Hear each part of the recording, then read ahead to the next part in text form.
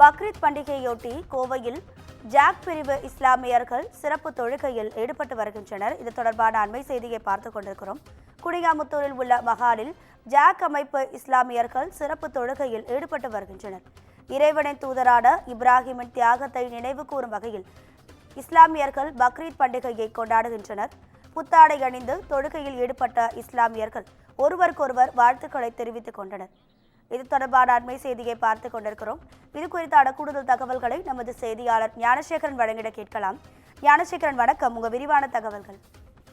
வணக்கம் ராஜா. கோவை குனியமுத்தூரில் உள்ள ஆயிஷா மகால் வளாகத்தில் ஜாக் அமைப்பை சார்பில் நடைபெறும் சிறப்பு தொழுகையில் ஆயிரக்கணக்கான இஸ்லாமியர்கள் பங்கேற்றுள்ளனர். இறைவனின் தூதரான இப்ராஹிமின் தியாகத்தை நினைவு கூறும் வகையில் இஸ்லாமியர்கள் பக்ரீத் பண்டிகை கொண்டாடி வருகின்றனர். இந்த தொழுகையின் போது இஸ்லாமியர்கள் புத்தாடை அணிந்து ஒருவருக்கொருவரை கட்டிப்பிடித்து வாழ்த்துக்களை பரிமாறிக்கொண்டனர்.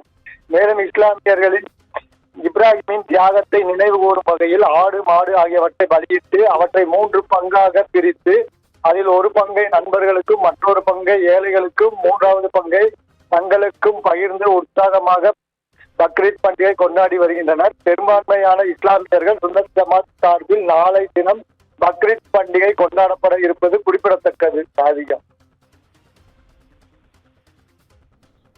உங்க தகவல்களுக்கு நன்றி ஞானசேகரன்.